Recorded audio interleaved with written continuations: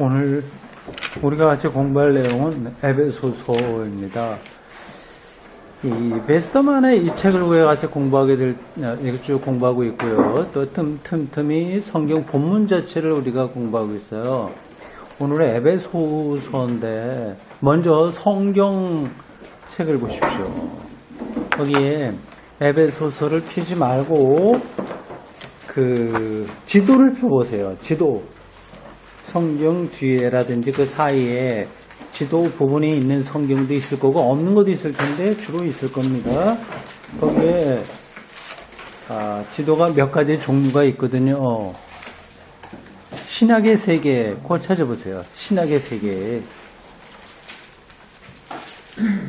주로 신약에 나오는 그 지리를 담아놓은 지도예요. 아니면 뭐 사도 바울의 전도 여행 그 지도를 찾아도 되고요. 지중해 중심으로 있어야 됩니다. 가운데 지중해가 있고요. 오른쪽이 갈릴리고 지중해 북쪽에 중요한 그 성서로 볼 때 지역들이 많이 나옵니다. 지중해 동편 위쪽에 보면 소아시아라고 해요. 그게 이제 지금은 이제 터키 지역이고요. 거기에 처음 기독교가 이방인들에게 전도될 때 가장 많이 집중적으로 전도된 지역입니다. 바울이 1차, 2차 전도 여행 때 거기서 많이 했어요.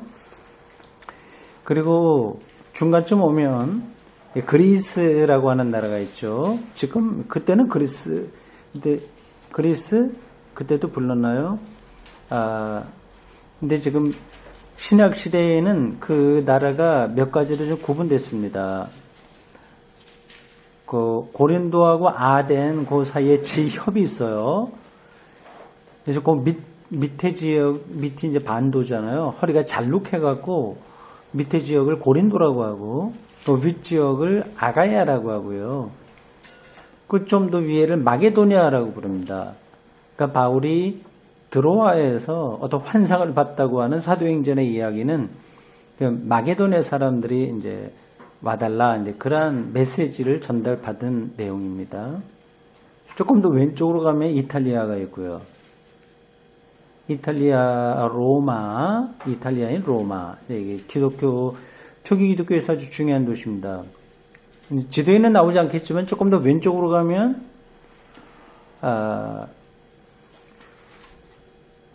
프랑스가 나오겠고요. 프랑스 위쪽으로는 동북쪽으로 오른쪽으로 이런 데 독일 그 밑으로 스위스 등등이 있을 거고요. 더 왼쪽으로 가면 포르투갈, 스페인. 가장 왼쪽으로 가면 포르투갈. 바울이 스페인까지 가서 복음을 전도하고 싶다는 이야기가 로마서인가에 나오죠.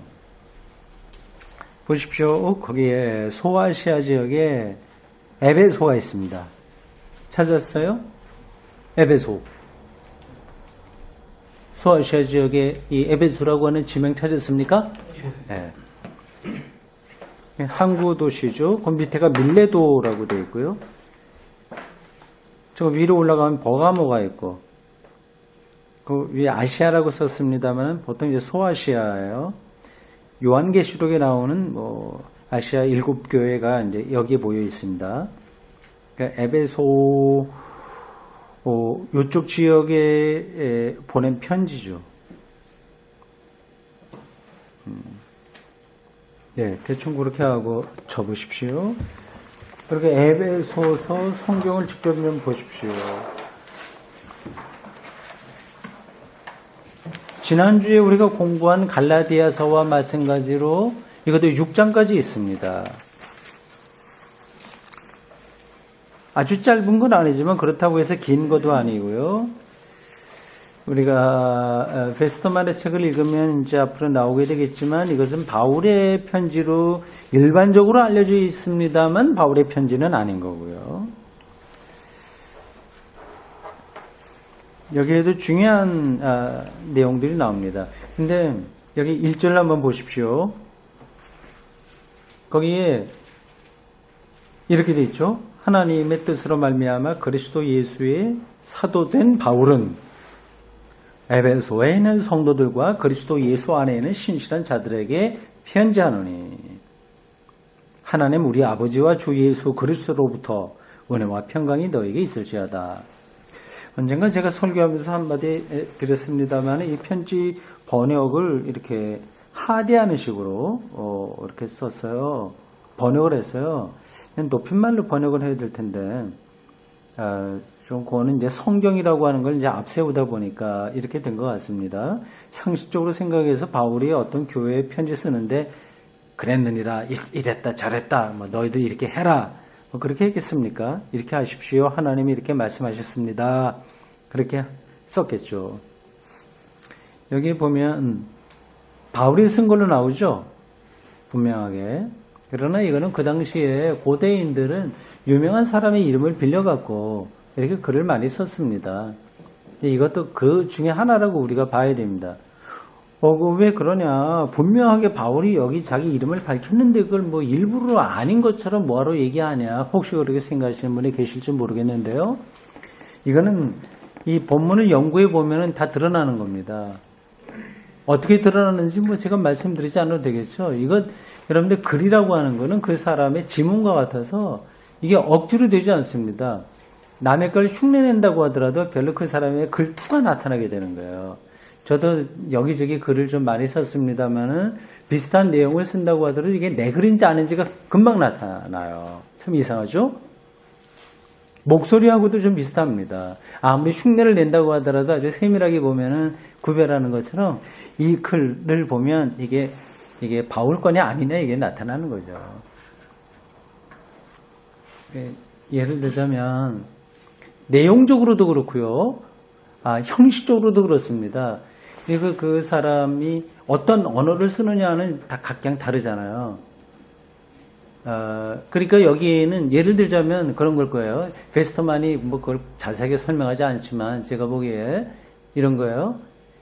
여기 안에는 바울에게 아주 중요한 신학 사상인 칭의론, 믿음으로 의롭다함을 얻는다고 하는 이런 것들이 별로 강조되지 않았어요. 그런 게 빠지면 이제 바울의 글이 라고 하는 근거가 좀 약해지는 거죠. 그런 것만이 아니라 이제 바울은 그 당시에 최고 수준의 헬라어나 이런 거를 구사하는 사람이었기 때문에 이제 에베소서는 그것에는 좀 못 미치는 글이다 이게 나타나는 거죠. 그래서 학자들의 연구에 의하면 이거는 이 바울의 제자인 어떤 사람이 선생의 이름을 걸고 썼을 거다 얘기합니다. 이 에베소서는 6장까지 있는데요. 이거 뭐 금방 읽을 수 있습니다. 오늘 저녁에 돌아가서라도 한번 읽어보십시오. 저도 오늘 이 공부 준비를 하면서 금방 읽었어요. 한 20분 정도면 6장까지 다 한꺼번에 읽을 수 있습니다. 성경을 읽기 습관 중에 좋은 거가 한꺼번에 읽는 거예요. 이렇게 1장부터 끝까지.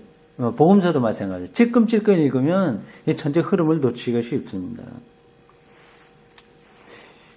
오늘 1장부터 6장까지 있는 거를 제가 다 반복해서 말씀드리지 않고 조금 특징적인 거 몇 구절만 좀 보도록 하겠습니다.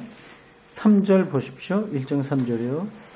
찬송하리로다. 이제 에베소서의 특징은 좀 장엄해요. 스케일이 커.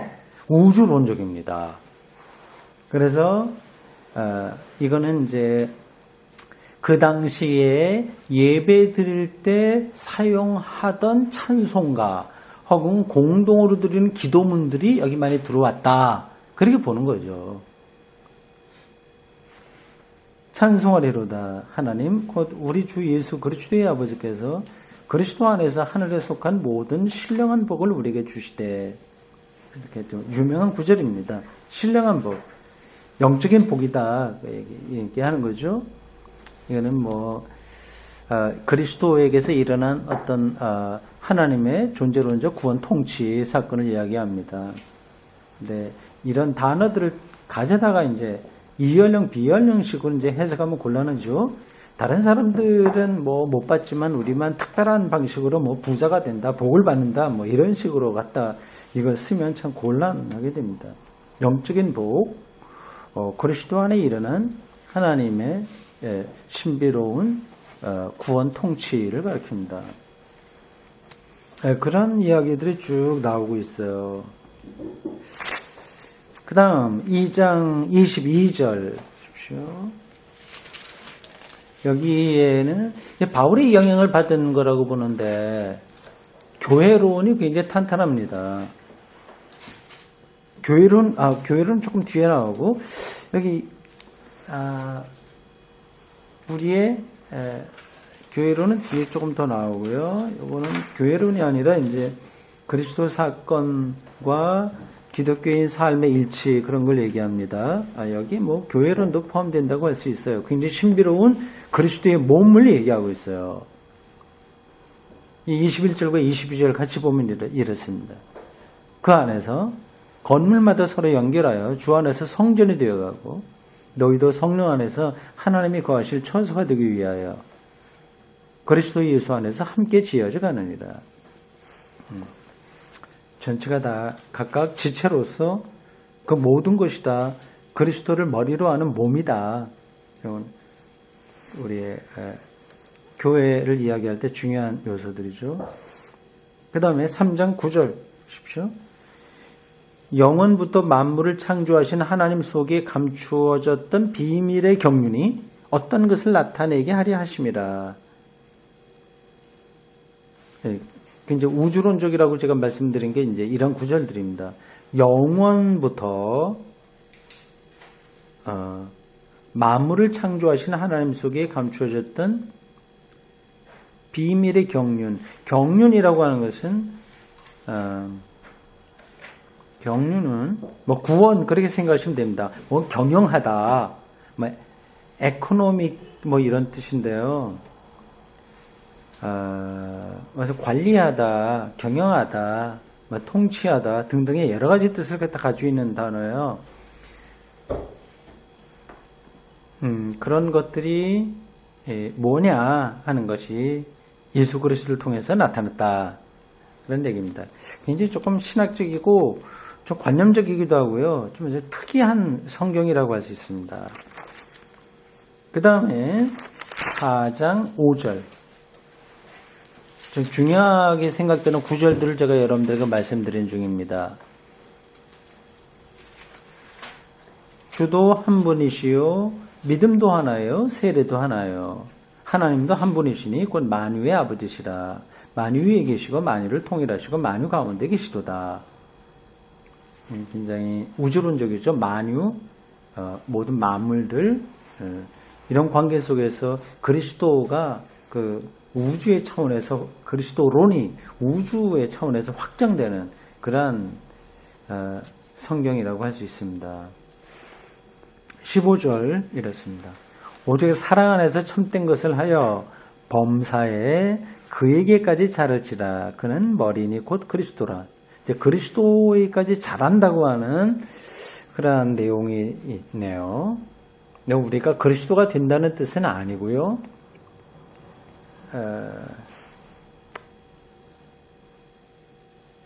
그냥 각자 생각해 보십시오. 더 많은 설명이 필요한 건데 곧 지나가도록 하겠습니다. 그 다음에 5장 16절.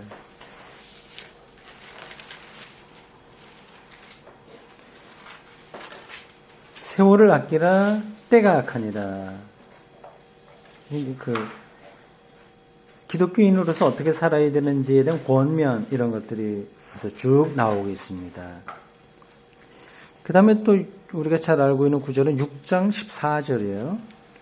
그런즉 서서 진리로 너희 허리띠를 띠고 의의 호심경을 붙이고, 호심경이라고 하는 것은 갑옷 안에다가 그 심장을 보호하기 위해서 붙이는 어떤 작은 납작한 쇠붙이를 가리켜요. 그러니까 의로 어떤 그 기독교인의 강건한 것을 지켜라 그런 뜻이죠. 평안의 복음이 준비한 것으로 신을 신고 모든 것 위에 믿음의 방패를 가지고 이로써 능히 악한 자의 모든 불화살을 소멸하고 등등등등 이렇게 아주 우리의 어떤 일상적인 걸 통해서 비유적으로 기독교인의 삶이 얼마나 건강해야 되냐, 얼마나 전투적이어야 되냐 하는 것을 이야기하고 있습니다. 네, 됐습니다. 그렇게 접어두세요. 네, 본문을 우리가 잠깐 봤습니다. 이제 베스트만이 설명하고 있는 에베소서 이야기를 좀 보도록 하겠습니다.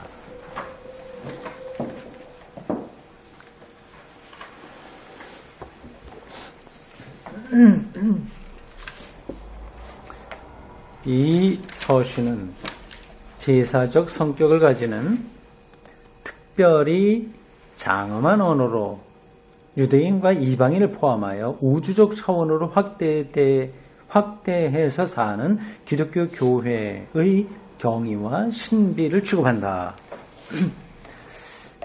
그래서 제사적 성격이라고 하는 것은 이게 예배적이다. 이렇게 예배 드릴 때 이렇게 함께 나누는 기도문, 찬양의 형식이다. 그럽니다. 그러니까 굉장히 장엄한 언어로 표현되어 있는 거죠. 그러니까 여기는 유대인과 이방인들 다 포함한 우주 전체 차원에서 기독교 안에 전수된 그 신앙의 신비, 구원의 신비 이런 것들을 에베소서가 말하고 있습니다. 특징적인 거예요. 다른 성서에는 뭐 이런 다른 부분에도 나오긴 하는데 특별히 에베소서가 그런 부분에서 아주 구별된다고 할 수 있습니다. 에베소서는 크게 두 부분으로 나눠요.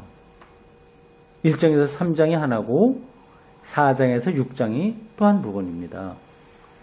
첫째 부분은 찬양의 입장에서 기록됐어요. 1장에서 3장까지입니다. 찬양, 그리스도 찬양이죠.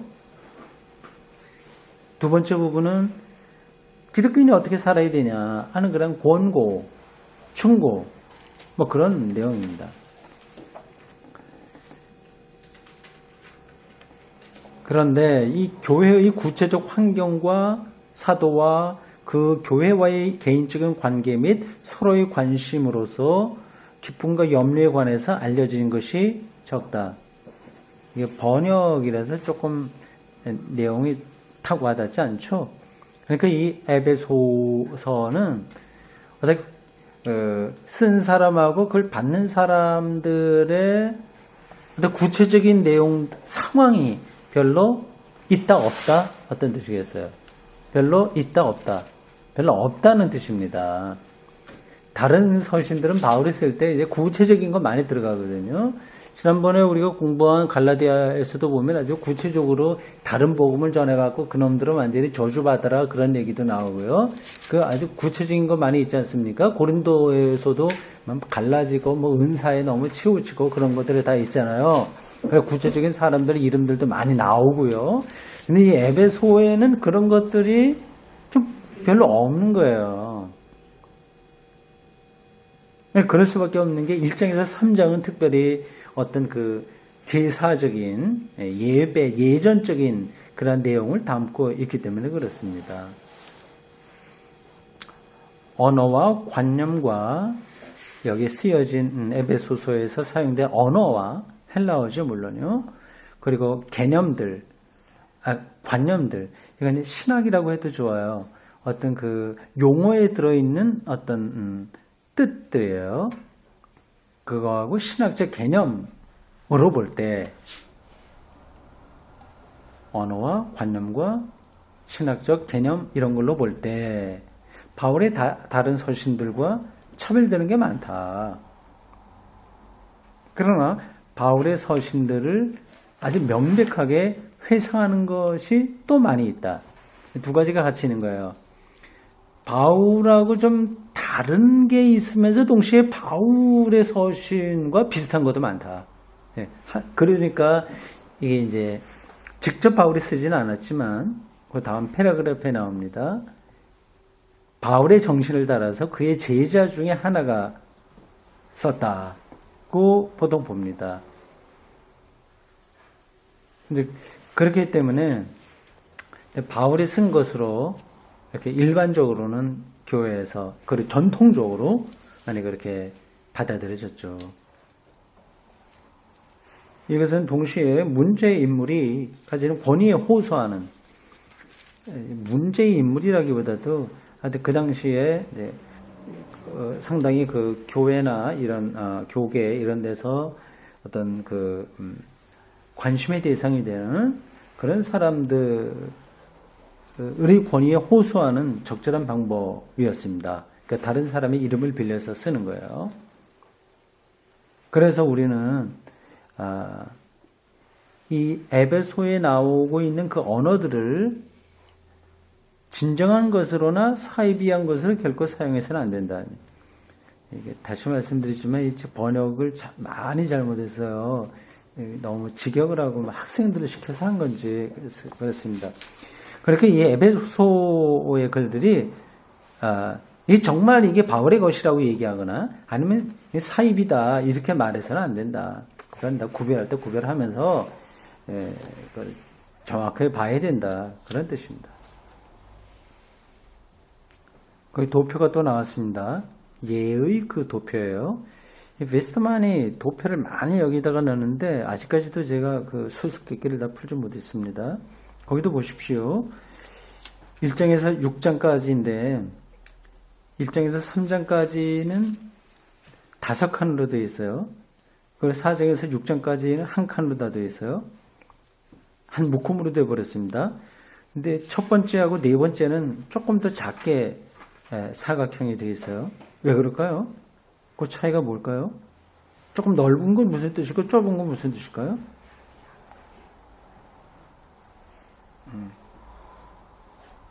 저도 모르니까 여러분들 모르실 거라고 알고 그냥 지나가 보죠. 예, 크게 보면 1장에서 3장까지가 한 묶음이에요. 4장에서 6장까지가 또 한 묶음입니다. 그래서 1장에서 3장까지를 다음에 풀어서 설명합니다. 오른쪽으로 가보세요. 457쪽입니다.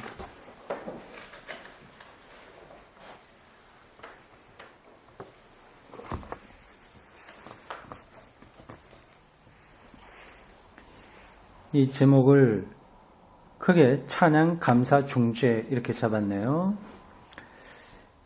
예, 이게 이제 큰 하나의 대목입니다. 에베소서를 전반부와 후반부 둘로 나눌 때 전반부에 속하는 겁니다. 주로 이제 찬양이 여기에 속하는 거죠. 앞에서 서론적으로 설명한 대목에서도 확인할 수 있듯이 그 찬양의 입장에서 기록된 겁니다. 1장 1절에서 2절은 인사하고요. 2번 감사는 1장 3절에서 14절, 1장 15절에서 23절 요거는 중재 이렇게 나와 있어요. 이게 무슨 뜻일까요? 중재가 다시 한번 확인을 해야 되겠는데 여러분들 아시겠어요? 중재 누가 누구를 중재한다고 하는 걸까요? 이게 1장 15절에서 23절이고 그 외에도 거기에 포함된 거는 많이 있습니다. 바울의 기도거든요. 이제 이름은 이제 바울로 해놓은 거고, 하여튼 이 에베소서를 기록한 사람이 바울의 이름을 빌려서 쓴 기도입니다. 일종의 중보기도라고 할 수 있습니다. 그러니까 중재라고 하는 거는 에베소서 신자들하고 하나님의 구원, 통치, 하나님의 사랑 사이를 이제 제가 잇는다, 연결한다. 그런 뜻으로 이 베스터만이 중재라고 하는 말을 거기에 기록한 것 같습니다. 근데 꼭 그런지 안 그런지는 제가 잘 모르겠어요. 대충 그렇게 제가 파악을 했습니다. 그 밑에 나오는 글들이 번호가 없이 쓰여졌어요.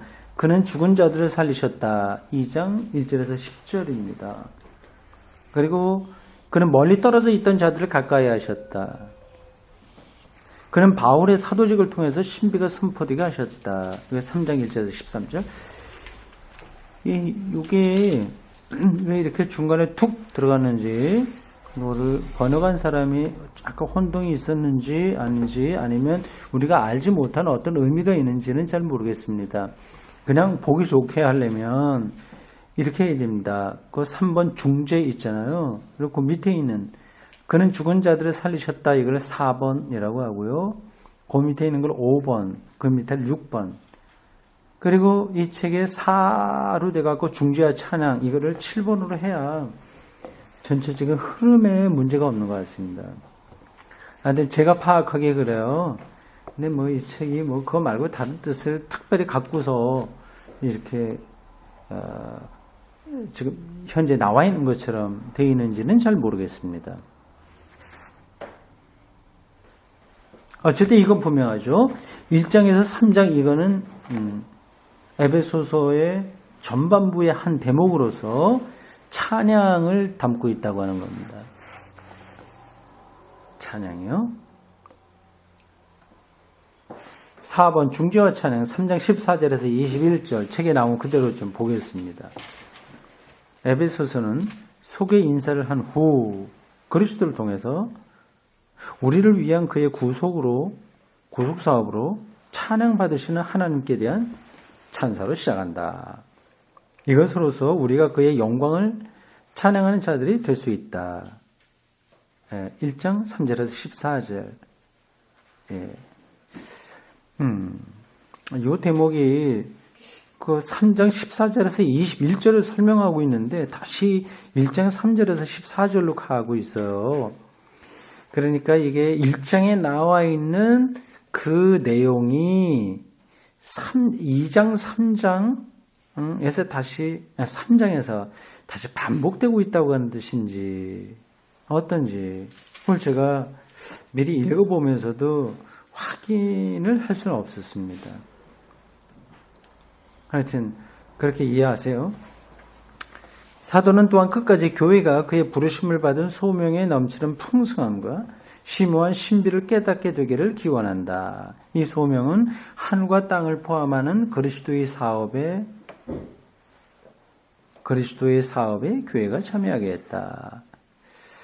보통 이제 교회에서 쓰는 용어로는 사업이라기보다도 사역, 그렇게 해야지 맞죠? 그리스도의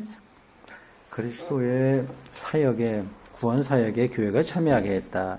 이 그리스도의 사역을 2장 1절에서 3장 13절에서 설명된다.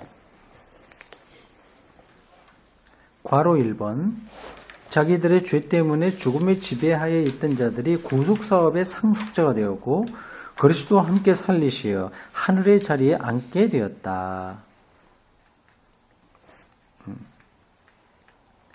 괄호 2번 그리스도는 유대인과 이방인 사이의 모든 담을 무너뜨리고 서로 원수된 두 사람을 새로운 한 사람으로 만드셨다. 유대인과 이방인은 사도와 예언자를 기초로 하여 세워진 한 사람으로 만드셨다. 유대인과 이방인을 해야 되겠네요. 아닌가? 유대인과 이방인은 사도와 예언자를 기초로 하여 세워진 한 사람으로 만드셨다. 그러니까 유대인과 이방인이 결국 하나가 됐다는 뜻이죠. 그러니까 사도와 예언자를 통해서 예언자를 기초로 해서 사도의 가르침, 예언자의 그 가르침에 근거해서 유대인과 이방이 이제 결국 하나가 됐다고 하는 뜻입니다. 근데 그러한 사상이 에베소서에 있는 거죠. 유대인과 이방인은 사도와 예언자를 기초로 해서 세워진 새 구조를 이루어가고 있다. 그 다음 쪽입니다. 이 구원 행위의 비밀은 거룩한 사도와 예언자들에게 계시된 것이다. 그들은 이 비밀을 이방인에게 기쁜 소식으로서 알게 하도록 되어 있고 하늘에 있는 통치자들과 권위자들도 그 비밀에 함께 참여한다. 3장 1절에서 13절까지예요.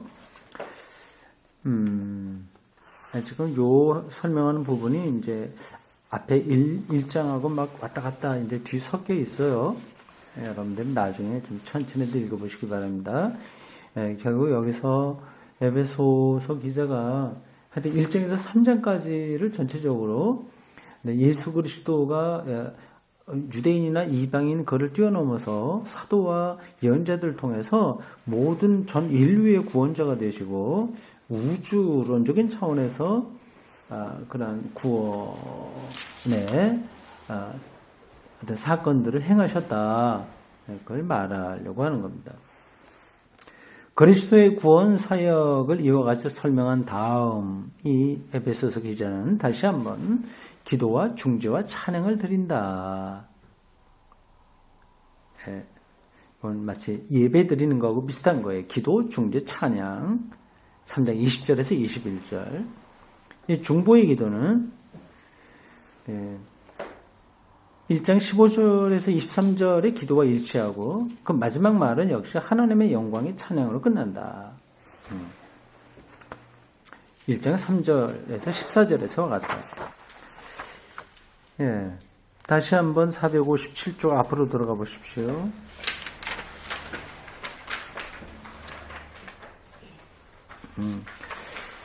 크게 1번에서 그 큰 단락입니다. 찬양, 감사, 중재.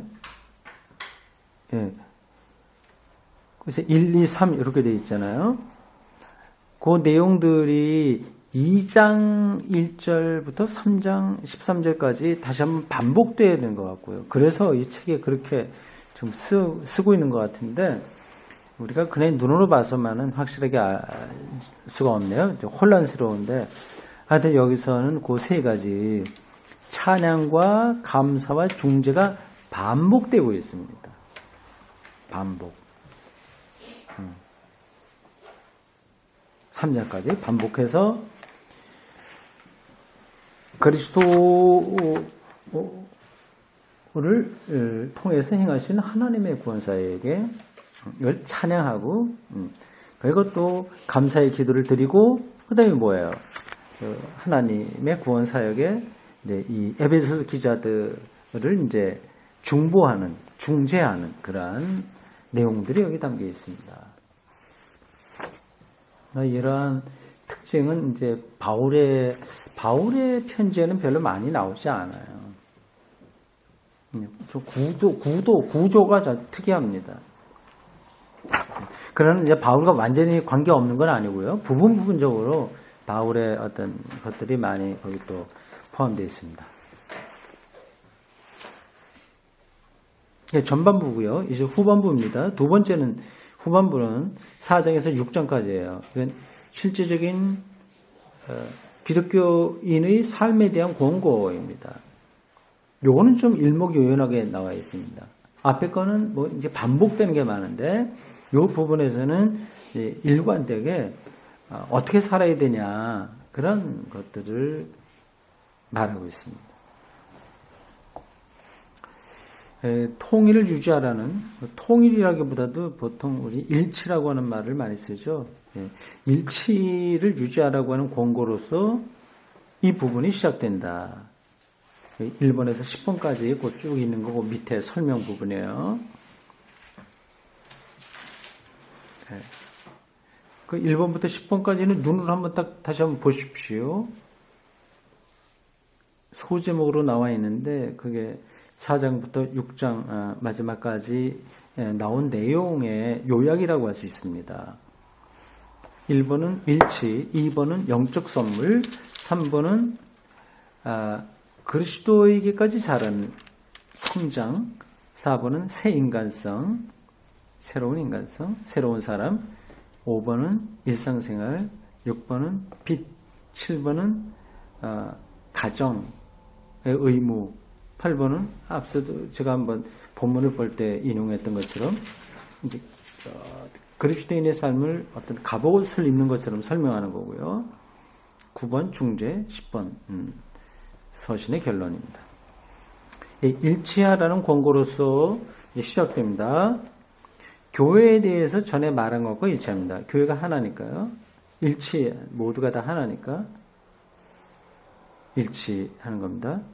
여기에 교회 일체에 관해서 신약 성서의 가장 강력하고 명쾌한 소견 중에 하나가 소견, 명쾌한 소견이라고보다 입장, 견해, 명쾌한 주장이 있다. 4장 4절에서 6절입니다. 그것도 제가 앞서 인용하면서 말씀드린 거예요. 그것도 여러분들 꼭 기억하시면 좋겠습니다. 주도 한 분이에요. 믿음도 하나요. 세례도 하나다. 네, 이런 것들을 상투적으로 생각하시면 안 되고요. 그러니까 예수 그리스도를 믿는 사람들은 다 그 안에서 하나예요. 분열이 돼서 문제이긴 한데 근본적으로 하나입니다. 믿음도 하나고요. 다 따로따로 있는 것 같지만 결국은 하나고요. 세례도 하나고요. 세례를 반복해서 받는 것은 이제 바람직하지 않습니다. 어느 교회에서든지 하나예요. 그래서 고대 교회에서는 이단에게 가서 세례 받은 것도 인정해야 되냐 말아야 되냐 그런 논란들이 있었는데 다 그것도 인정했습니다. 이단이라고 하더라도 예수 그리스도 삼위일체 이름으로 한 세례라고 한다면 인정해야 된다. 서로 조금 입장이 다르긴 했지만 기본적으로는 그렇습니다. 근데 그렇게 말하는 거는 그 조금 정통성이 흐려지지 않냐? 이단이 한 걸 어떻게 그러냐? 이제 그렇게 말할 수 있는데 그런 걸 왜 받아들이냐 하면 아시죠? 사람이 문제가 아니라 하나님 그리스도 성령의 어떤 그 존재론적 어떤 전능성 그거를 신뢰하기 때문에 그렇습니다. 비록 이단들 교회라고 하더라도 결국 삼위일체 하나님의 이름이라고 한다면 그러한 이단들의 잘못들까지도 넘어설 수 있는 하나님의 권능이 거기에 일어난다. 세례를 그래서 받아들인 거예요. 그 다음에요.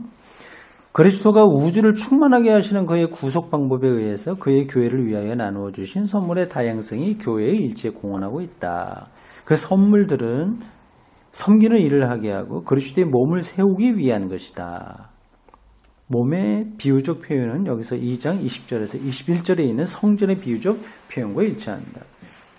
이러한 비유적 표현에서 개개의 그리스도인에게 이방인들과 같이 살지 말고 새 인간성을 입으라고 하는 권고가 나온다. 4장 17절에서 24절에요. 옛사람과 새사람이라고 하는 소제목으로 붙어 있습니다. 이에 대한 구체적인 신뢰들은 많은 권고, 독립된 권고에 나타난다.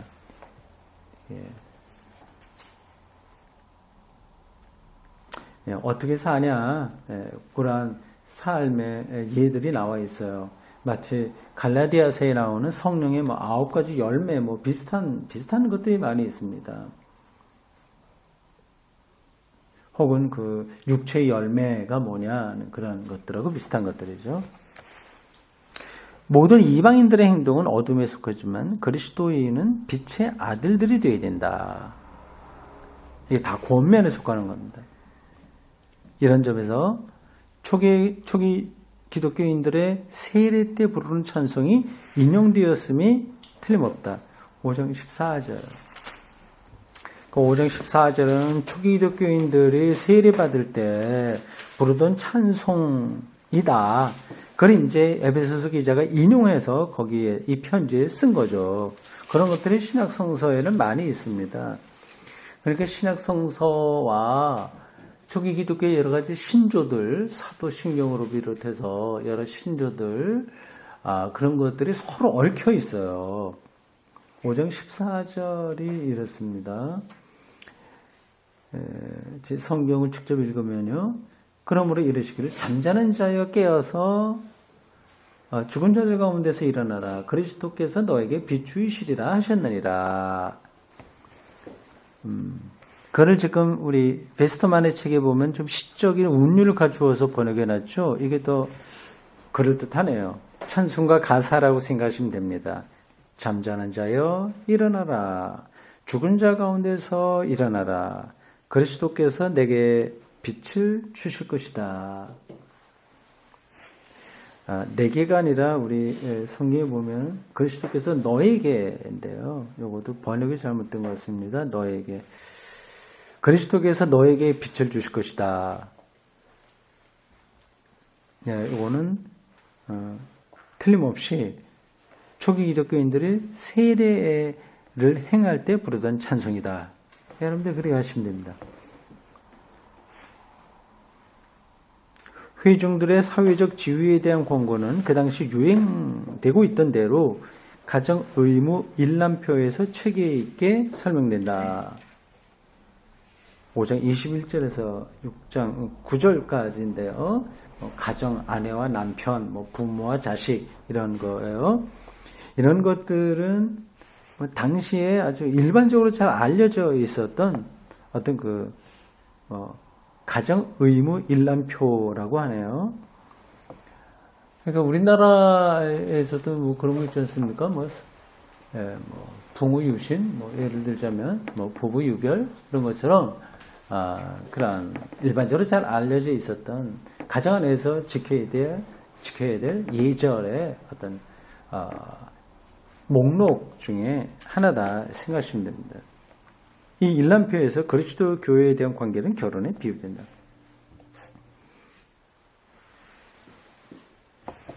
악마의 지배 권력과 암흑의 세력들에 대항하여 그리스도인의 출전, 무장에 관한 풍부한 예정이 권고 부분의 결론을 이룬다.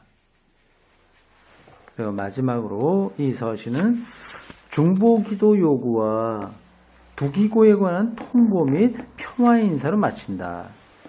6장 18절에 24절입니다. 성경을 몇 끝 부분 한번 볼까요? 성경을 좀 펴보십시오. 6장 18절에서 24절까지입니다. 이게 마지막으로 그가 이제 하는 이야기인데요. 모든 기도와 간구를 하되, 기도와 간구가 똑같긴 한데 좀 이렇게 구별하는 거는, 간구는 이제 구체적으로 어떤 사안을 구하는 거고요. 기도는 하나님께 드리는 찬양이 포함된 일체의 기도 행위를 가리킵니다. 기도와 간구를 하되 항상 성령 안에서 기도하고 이를 위하여 깨어 구하기를 항상 힘쓰며 여러 성도들을 위하여 구하라. 그러니까 우리가 개인의 일상의 일들을 위해서 하나님께 간구하는 것은 그렇게 비성서적인 것이 아닙니다. 자녀들 위해서라거나 자기 건강을 위해서라거나 당연히 기도할 때는 해야 되는 거죠. 그렇게 사도들이 가르쳐주고 있습니다. 또 나를 위하여 구할 것은, 이 나는 여기는 바울을 가리키는데 이제 바울을 대신해서 어떤 제자가 바울의 마음을 거기에 표현하는 거라고 할 수 있겠죠. 그래서 바울이 했다고 해도 틀린 건 아닙니다. 나를 위하여 구할 것은 내게 말씀을 주사 나로 입을 열어 복음의 비밀을 담대히 알리게 하옵소서. 말씀 증거를 잘하게 하도록 좀 위해서 기도해 달라. 그거죠. 다른 사람을 위한 중보기도라고 할 수 있어요. 이것도 필요한 기독교인의 기도 형태라고 할 수 있습니다. 이 일을 위하여, 이 일은 바로 복음을 전하는 일이죠.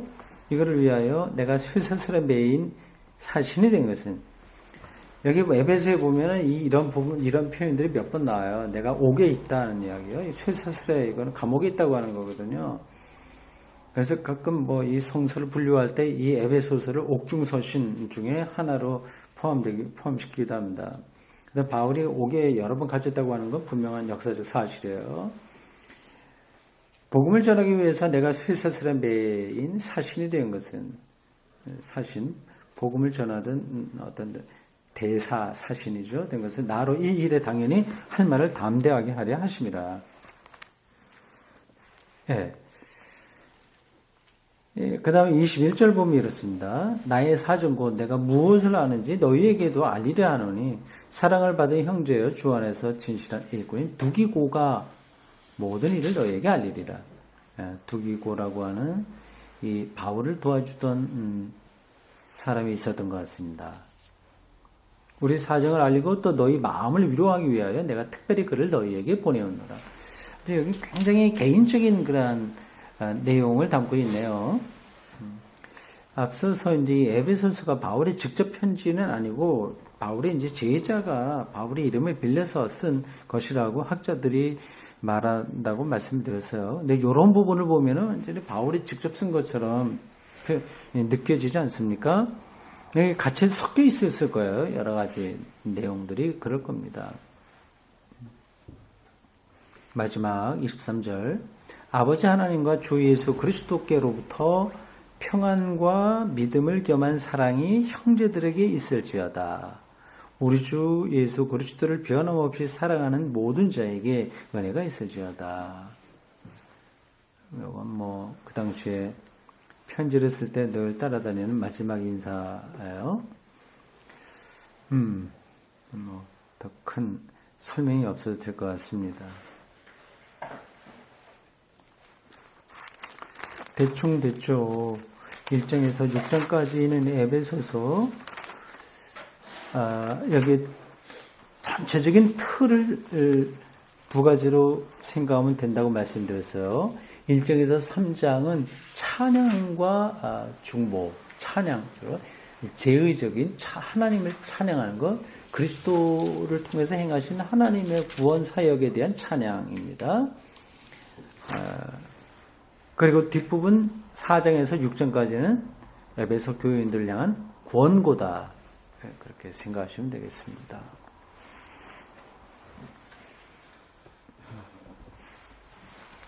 예, 우리 잠시 기도하고 잠깐 쉰 다음에 또 질문 응답 토론하도록 하겠습니다.